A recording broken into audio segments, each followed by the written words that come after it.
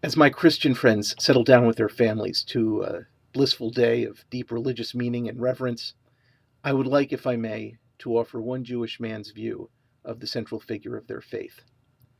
Jesus of Nazareth was many things. He was a learned man, he was a spiritual leader, he was a gifted preacher and healer.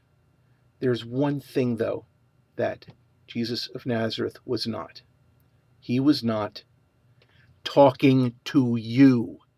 He was discussing critical issues of the day that affected his own people. In particular, he was addressing whether or not the faith of the Judeans was unique among the belief systems of the people of the Roman Empire. Did the Talmudic obligations of Sabbath rest and dietary restriction matter still, or was it enough to just embrace the statutes against falsehood, theft, and murder that are table stakes for any society? He concluded that these restrictions would eventually pass away, but not until the time of the Messiah, which he didn't consider himself. Until then, we were supposed to keep the Talmudic law. If his disciple James would have won the posthumous pissing contest against Peter, that's how it would have played out. The Nazarene sect would have remained an oddball movement of Judaism, not the world-spanning Budinsky of far-flung cultures that it has in fact become. James stayed in Jerusalem, but Peter had his eye on Rome. His spiritual descendants actually co-opted the machinery of the Roman Empire. The popes are indistinguishable from the Caesars, and the Catholic Church today is ruled by an emperor, and, judging by the headlines the past few weeks, that emperor is Caligula.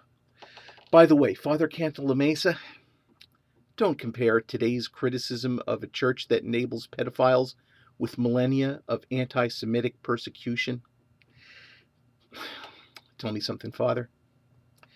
How many Catholics are there in the world? About 1 billion? When for every Catholic in the world, there are 10 other people who want to see all Catholics dead, then you can make comparisons. Until then, just shut up.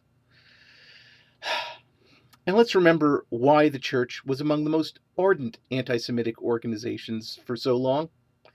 The church considered us guilty of killing Christ. But today's Easter. Christ is risen today, right? As any defense attorney will tell you, no body, no crime. By the way, the only way to execute anyone under Jewish law is to stone them. But Jesus wasn't stoned. He was crucified. That was a Roman invention. Go ahead, walk up to an Italian guy and call him a Christ killer. See what happens next. But the Catholics aren't calling us Jews Christ killers anymore. Some of the crazier Protestant sects haven't gotten that memo, but I don't consider them religions anymore. At least, not here in the United States. I'm also not talking about the Episcopalians and Presbyterians, UCC, Congregationalists, or more forward-thinking Methodists. But some of these others are bat guano loony. As I said, though, they're not religions. They don't worship Christ. They worship America, or rather, their own particular view of America. These churches exist to provide ecclesiastical cover for the Republican Party, period. Kind of like how Reform Judaism exists for no other reason than to rain blessings down upon the Democrats.